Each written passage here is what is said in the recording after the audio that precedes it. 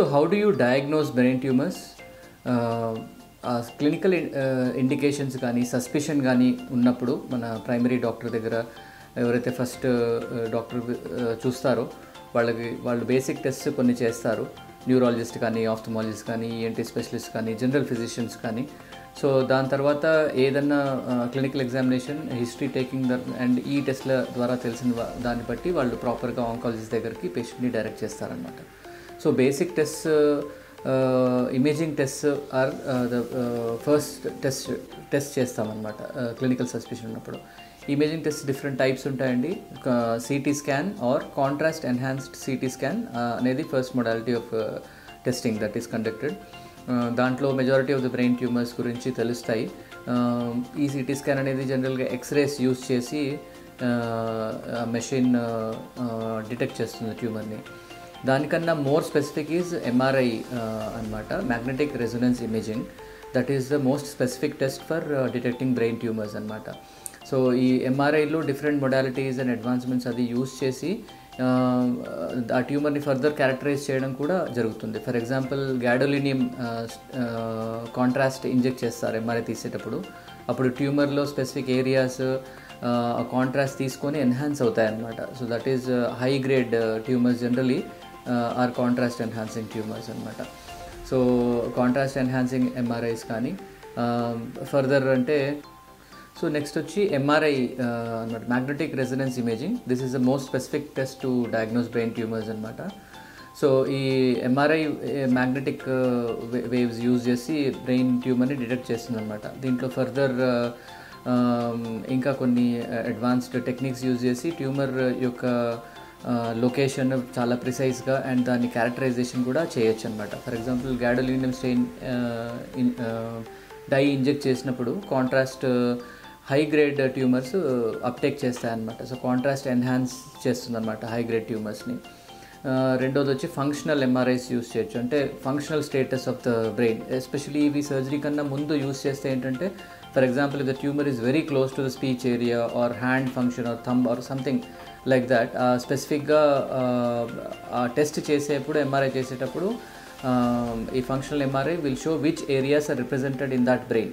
So ఆ tumour తీసేటప్పుడు ఆ ఏరియాస్ని సేవ్ చేస్తూ సర్జరీ చేయొచ్చు అనమాట. So that is called functional MRI. అంతేకాకుండా స్పెక్ట్రోస్కోపీ అంటాం. దాంట్లో ఎంఆర్ స్పెక్ట్రోస్కోపీలో కొన్ని కెమికల్ చేంజెస్ ఎలా ఉన్నాయి ట్యూమర్లో అనేది, దానివల్ల ఆ ట్యూమర్ నిజంగా ఉందా, ఏ టైప్ ఆఫ్ ట్యూమర్, అది మళ్ళీ రికరెన్స్ అయ్యిందా అనేది క్లియర్గా తెలుసుకోవచ్చు అనమాట. అండ్ పర్ఫ్యూషన్ ఇమేజింగ్ అంటాం, అంటే ఎంఆర్ఐలోనే బ్లడ్ వెజల్స్ అప్టేక్ చేసి ఎలాగా ఎంత బ్లడ్ వెజల్స్ వాస్కులేచర్ ఉంది ట్యూమర్కి, బ్లడ్ సప్లై ఎలాగుంది, ఎక్కడ ఎక్కువ ఉంది అనేది తెలుసుకోవడానికి ఇవన్నీ సర్జన్కి సర్జరీ ముందు they give more information to give a better surgical outcome అండి. నెక్స్ట్ వచ్చేసి పెట్ సిటీ అనేది యూజ్ చేస్తామండి, positron emission tomography combined with CAT scan. So ఈ పాజిట్రాన్ ఎమిషన్ టోమోగ్రఫీ అనేది functional status of the tumour తెలియజేస్తుంది మనకి.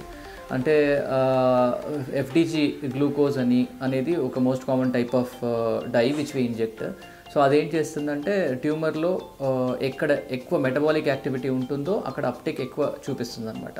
అంతేకాకుండా పెట్ సిటీ యొక్క ఇంకొక మేజర్ అడ్వాంటేజ్ ఏంటంటే, పెట్ సిటీ వల్ల హోల్ బాడీ చేసినప్పుడు secondaries in the brain or primary elsewhere ఉన్నప్పుడు, అంటే లంగ్స్లో కానీ, బ్రెస్ట్లో కానీ, వేరే పార్ట్ ఆఫ్ బాడీలో మెలనోమాస్ కానీ, ప్రాస్టేట్లో కానీ ఎక్కడన్నా ఉన్నప్పుడు ట్యూమర్ అన్నీ అసలు ఎక్కడ అప్టేక్ ఉంది, ఎంత అప్టేక్ ఉంది, అక్కడి నుంచి బ్రెయిన్కి వచ్చింది అనేది సెకండరీస్ క్లియర్గా మనకి పెట్ సిటీ వల్ల తెలుస్తుంది. ఈ ఇమేజింగ్ టెస్ట్ ఇవే కాకుండా ఫర్దర్ మనము సిఎస్ఎఫ్ అనాలిసిస్ అనేది కొన్నిసార్లు చేస్తాం. సిఎస్ఎఫ్ అనాలిసిస్ అంటే సెరిబ్రోస్పైనల్ ఫ్లూయిడ్, మన బ్రెయిన్ చుట్టూ ఒక నీరు ఉంటుంది, అది బ్రెయిన్లోనే ప్రొడ్యూస్ అయ్యి అలా దాని చుట్టూ తిరుగుతూ ఉంటుంది. ఆ బ్రెయిన్ ఆ సిఎస్ఎఫ్ అనాలిసిస్లో ఏమవుతుందంటే, ఇమేజింగ్ వల్ల కూడా కొన్నిసార్లు పట్టుబడని ట్యూమర్స్ ఉంటాయి, ఇమేజింగ్లో వేగ్గా ఉండే ట్యూమర్స్. సో అప్పుడు ఆ సిఎస్ఎఫ్ని డ్రా చేసి దాన్ని ఫ్లూయిడ్ని అనాలిసిస్కి పంపిస్తాము. దాంట్లో ట్యూమర్ సెల్స్ డిటెక్ట్ అయ్యే ఛాన్స్ ఉంటుంది. కొన్నిసార్లు ట్యూమర్ సెక్రీట్ చేసే ట్యూమర్ మార్కర్స్ కూడా దాంట్లో సిఎస్ఎఫ్ అనాలిసిస్లో తెలుసుకోవచ్చు. ఇంకో కొన్నిసార్లు ట్యూబర్క్లోసిస్ కానీ, వేరే బ్రెయిన్లో వచ్చే ఇన్ఫెక్షన్స్ కానీ, బ్లడ్ సెల్స్ కానీ ఇవన్నీ కూడా సిఎస్ఎఫ్ ఫ్లూయిడ్ అనాలిసిస్ తోటి మనకి క్లియర్ అవుతాయి అన్నమాట. ఇవి కాకుండా 2 డైమెన్షనల్ యాంజియోగ్రఫీ అనేది కూడా చేసి కొన్ని బ్రెయిన్లో వాస్కులర్ అబ్నార్మాలిటీస్, ట్యూమర్స్ అవి డిటెక్ట్ చేయొచ్చు. కొన్ని మాలిక్యులర్ టెస్ట్ చేస్తామన్నమాట. అంటే బ్రెయిన్ ట్యూమర్స్ కన్ఫర్మ్ చేయడానికి ఏదైతే మనం బయాప్సీ చేస్తామో ఆ బయాప్సీ పీస్ పైన మాలిక్యులర్ మార్కర్స్ చేస్తాము. మాలిక్యులర్ మార్కర్స్ అంటే ఫర్ ఎగ్జాంపుల్ హై గ్రేడ్ గ్లయోమాస్లో, ఆలిగోడెండ్రోగ్లయోమాస్ కానీ వీటిల్లో ఏం మార్కర్స్ ఉన్నాయి, ఆ ట్రీట్మెంట్కి ఎలా రెస్పాండ్ అవుతాయి, తర్వాత ఫ్యూచర్లో రికరెన్స్ ఛాన్సెస్ తగ్గించడానికి ఏమేమి మందులు ఇవ్వచ్చు ట్రీట్మెంట్లో అనేవి తెలుసుకోవడానికి మార్కర్స్ ఉంటాయండి. ఫర్ ఎగ్జాంపుల్ 1p19q కోడిలీషన్ అనేది, IDH మ్యూటేషన్ స్టేటస్ అనేవి, ఇవి ఆర్ MGMT మ్యూటేషన్ స్టేటస్ కానీ, ఇవన్నీ some of the markers which are pertinent in this on the biopsy specimen అండి. అండ్ ఇవే కాకుండా base line neurological examination, base line hearing abilities of the patient, base line vision ఎలా ఉంది, ఇవన్నీ కూడా surgery ముందు కానీ ట్రీట్మెంట్ రేడియేషన్ ముందు కానీ చేసుకుంటాం అన్నమాట.